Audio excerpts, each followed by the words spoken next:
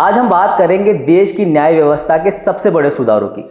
आपको तो मालूम ही है कि भारत में 3 नए कानून लागू किए गए हैं। ये तीनों नए कानून पुराने अंग्रेजों के ज़माने के कानूनों को रिप्लेस करके लागू किए गए हैं। जैसे कि इनमें है भारतीय न्याय संहिता BNS, भारतीय सुरक्षा संहिता BNSS और भारतीय साक्ष्य अधिनियम BSA। आज प्रधानमंत्री नरेंद्र मोदी ने इन कानूनों के संचालन पर विस्तार से बातचीत की और इन्हें औपनिवेशिक मानसिकता से आज़ादी का प्रतीक भी बताया। आज प्रधानमंत्री मोदी ने इन कानूनों पर क्या क्या कहा, ये कानून क्या क्या है, और गृह मंत्री अमित शाह ने एक बड़ा अपडेट दिया इन कानूनों को लेकर। आज हम इन्हीं पर बात करेंगे, तो देखिए हमारी एक खास पेशकश। तो सबसे पहले शुरुआत करते हैं इन कानूनों के परिचय से। थोड़ा बहुत आपको इन कानूनों के बारे में बता देते हैं। भारतीय न्याय संहिता BNS की बात करें तो यह नया कानून भारतीय दंड संहिता IPC को बदलने के लिए लाया गया है।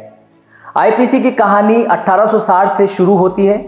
इसे अंग्रेजों ने बनाया था ताकि भारतीयों को गुलाम बनाया जा सके, ऐसा कहा जाता है, और विद्रोह भी दबाया जा सके।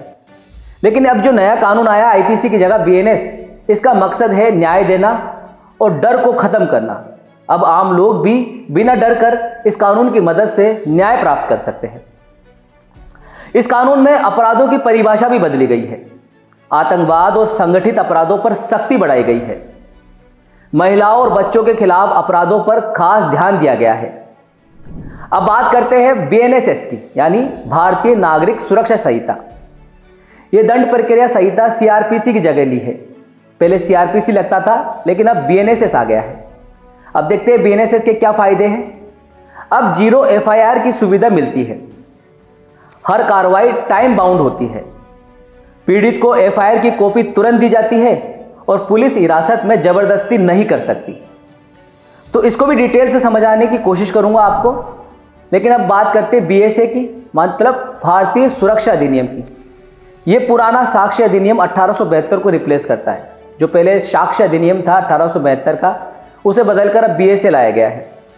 इसकी खासियत बताते हैं आपको। ये डिजिटल और इलेक्ट्रॉनिक साक्ष्य जैसे कि phone recording, chat, email, CCTV footage को अदालत में अब मान्यता दी जाती है।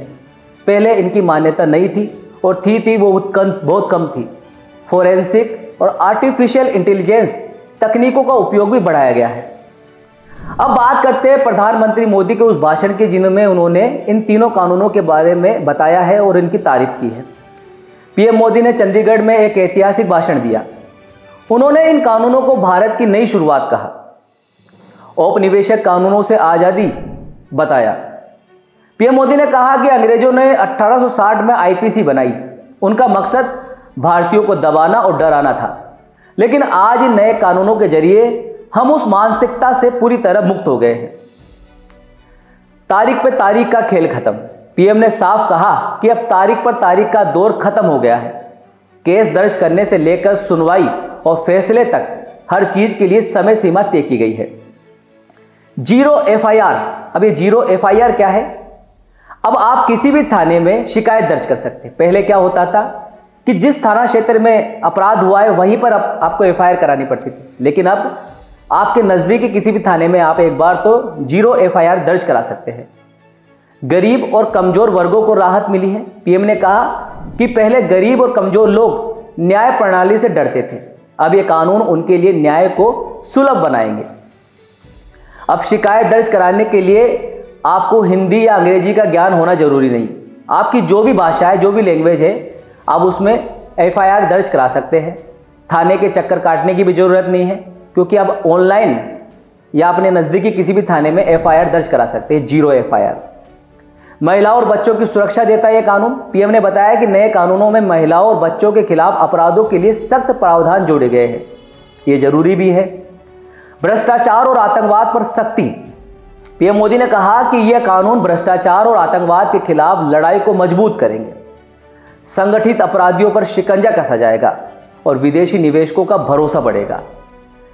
आपको बता दें कि इन तीनों कानूनों को लेकर चंडीगढ़ रोल मॉडल बना है। जी हाँ, चंडीगढ़ पहला राज्य है जिसने इन कानूनों को पूरी तरह लागू किया है। और तो और 900 से ज़्यादा FIR नए कानून के तहत चंडीगढ़ में दर्ज की गई है, और 4 मामलों में तो फैसले भी आ चुके हैं। सभी थानों को कंप्यूटराइज कर दिया गया है। आज चंडीगढ़ पुलिस ने PM मोदी को इन कानूनों का लाइव डेमो दिखाया। पुलिस की कार्य प्रणाली, फोरेंसिक जांच और कोर्ट की डिजिटल पेशों का प्रदर्शन किया गया। इस मौके पर गृह मंत्री अमित शाह ने भी बहुत कुछ कहा। आइए उनके भाषण की कुछ झलकियां देखते हैं। उन्होंने कहा कि ये तीनों कानून 3 साल में पूरे देश में लागू हो जाएंगे। 160 साल पुराने कानून खत्म कर दिए जाएंगे और 11 लाख पुलिस अधिकारियों को इन कानूनों के लिए ट्रेनिंग भी दी गई है। आतंकवादियों और संगठित अपराधियों को अब कोई फायदा नहीं मिलेगा। नए कानूनों का असर की अगर हम बात करें कि ये कानून हमारी और आपकी ज़िंदगी में क्या बदलाव लाएंगे, तो एक नज़र इसे भी देख लेते हैं। अब FIR करना आसान हो गया है। पहले शिकायत दर्ज कराने के लिए थाने के चक्कर काटने पड़ते थे, लेकिन अब 0 FIR की सुविधा से आप किसी भी थाने में अपनी शिकायत दर्ज करा सकते हैं। केस जल्दी निपटेंगे। हर कानूनी प्रक्रिया के लिए समय सीमा तय की गई है। इससे मुकदमों का फैसला तेजी से होगा। इसी के साथ ही डिजिटल युग की भी शुरुआत बताई जा रही है। जी हाँ, डिजिटल सबूत जैसे कि mobile recording, CCTV footage, social media की कोई चैट, या इन सभी को कानूनी मान्यता दी गई है।